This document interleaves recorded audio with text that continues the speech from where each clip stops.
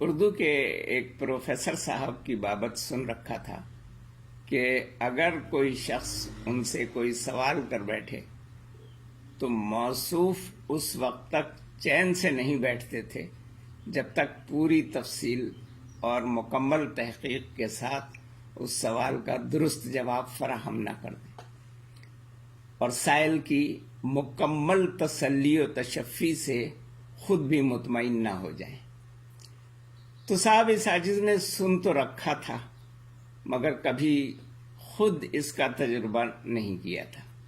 تاہم ایک روز یہ بھی ہو گیا۔ ہوا یوں کہ ایک دن میں ایک کتب خانے میں بیٹھا ایک کتاب کا مطالعہ کر رہا تھا۔ اتفاق سے وہاں پروفیسر صاحب بھی غالباً کوئی تحقیقی مقالہ تحریر کرنے میں مصروف تھے۔ پڑھتے پڑھتے میرے ذہن میں ایک سوال اٹھا۔ میں نے موقع غنیمت جان کر وہ سوال پروفیسر صاحب سے کر لیا۔ سر یہ بتائیے، بلبل مذکر ہے یا مؤنث؟ پروفیسر صاحب نے بے حد مصروف ہونے کے باوجود میری جانب توجہ فرمائی، اپنے کام کی طرف سے نظریں ہٹائیں، تھوڑی دیر تک قلم دانتوں کے تلے دابا، پھر کچھ سوچ کر فرمایا، میاں بلبل مذکر ہے۔ میں نے پروفیسر صاحب کا شکریہ ادا کیا اور مطمئن ہو کر اپنے مطالعے میں منہمک ہو گیا۔ اس واقعے کے چند روز بعد کا ذکر ہے۔ ایک شام میرے دروازے پر دستک ہوئی۔ گھر میں کچھ مہمان بیٹھے ہوئے تھے۔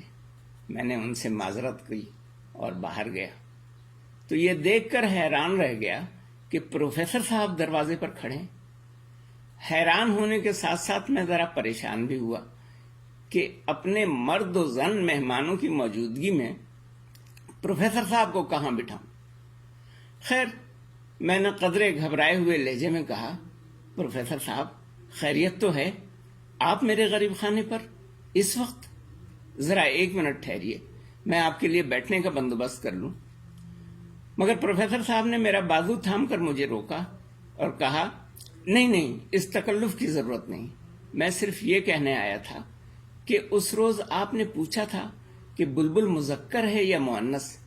میں نے جواب دیا تھا کہ بلبل مذکر ہے، لیکن آج ہی مرزا غالب کا یہ شعر نظر سے گزرا کہ میں چمن میں کیا گیا، گویا دبستاں کھل گیا، بلبلیں سن کر میرے نالے غزل خواں ہو گئیں۔ غالب کا شمار چونکہ اہل زبان اور مستند شعراء میں ہوتا ہے، چنانچہ اس شعر کے دوسرے مصرے کی روح سے بلبل مؤنث ہے۔ بلبل کو مؤنث جانیے۔ میرا سر ان کے احسان کے بوجھ سے جھک گیا۔ میں نے ان کے خلوص و محبت کا تہہ دل سے شکریہ ادا کیا۔ بیچارے صرف تصحیح کرنے کے لیے اتنی دور سے میرے گھر تشریف لائے تھے۔ میں ان سے بہت متاثر ہوا۔ مجھے یہ شعر بھی یاد آیا، سلیقے سے ہواؤں میں جو خوشبو گھول سکتے ہیں، ابھی کچھ لوگ باقی ہیں جو اردو بول سکتے ہیں۔ مگر ابھی اس واقعے کو چند ہی روز گزرے ہوں گے کہ ایک روز الصبح میرے گھر پر زور زور سے دستک ہوئی۔ میں ہڑبڑا کر اٹھ بیٹھا، آنکھیں ملتا ہوا باہر گیا تو کیا دیکھتا ہوں کہ پروفیسر صاحب کھڑے ہیں۔ جلدی ڈرائنگ روم کا دروازہ کھول کر انہیں اندر بٹھایا اور صبح تشریف آوری کا سبب پوچھا۔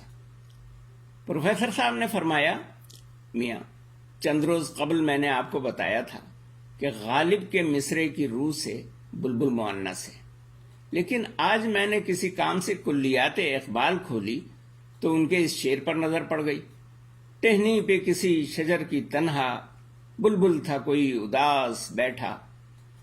علامہ اقبال چونکہ شاعر مشرق اور حکیم الامت ہیں، چنانچہ ہمارے لیے ان سے زیادہ مستند بات کس کی ہو سکتی ہے، لہذا علامہ کے اس شعر کی روشنی میں آپ بلبل کو مذکر ہی گردانیے۔ میں نے ایک بار پھر ان کا شکریہ ادا کیا اور ان کے جانے کے بعد اللہ کا شکر بھی کیا کہ چلو اس بلبل سے تو اب جان چھوٹی، مگر یہ میری خوش فہمی تھی۔ ابھی بلبل کو مذکر ہوئے 1 ہی ہفتہ گزرا ہوگا کہ ایک شام جب میں ٹیلی ویژن پر ایک دھواں دھار اور دلچسپ سیاسی مباحثہ اور مکالمہ اور مقابلہ دیکھنے میں مگن تھا، دروازے پر دستک ہوئی۔ بادل ناخواستہ باہر نکل کر دیکھا تو پروفیسر صاحب ایک بار پھر کھڑے تھے۔ ان سے کچھ ہی فاصلے پر ایک شخص ایک گدھے کی لگام تھامے کھڑا تھا، جس کے دونوں طرف بہت سی کتابیں لدی ہوئی تھی۔ آج پروفیسر صاحب کے چہرے پر ایک فاتحانہ مسکراہٹ بھی نظر آ رہی تھی۔ میں نے تعجب سے پوچھا، پروفیسر صاحب یہ کیا؟ پروفیسر صاحب اسی فاتحانہ مسکراہٹ سے گویا ہوئے، میاں اس روز آپ کے ہاں سے جا کر میں نے سوچا کہ غالب بھی بڑے شاعر ہیں اور اقبال بھی، چنانچہ میں نے آپ کے سوال پر پھر تحقیق شروع کر دی اور بہت سی کتابوں سے استفادہ کیا۔ سو میں نے بڑی محنت سے آپ کے لیے یہ کتابیں جمع کی ہیں۔ اس گدھے کے دائیں جانب جو کتابیں لدی ہوئی ہیں ان کی روح سے بلبل مذکر ہے، جبکہ بائیں جانب لدی ہوئی کتابوں کی روح سے بلبل مؤنث ہے۔ یہ کتابیں اتروا لیجئے، ان کا مطالعہ کیجئے، آپ جس رائے سے اتفاق کریں گے اس پر آپ سے گفتگو رہے گی۔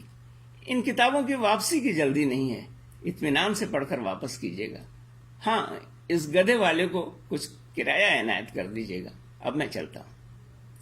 پروفیسر صاحب تو چلتے بنے، مگر میرا سر چکرانے لگا۔ میں وہیں سر تھام کر بیٹھ گیا اور اس وقت کو کوسنے لگا جب میں نے پروفیسر صاحب سے یہ دریافت کیا تھا، سر یہ بتائیے بلبل مذکر ہے یا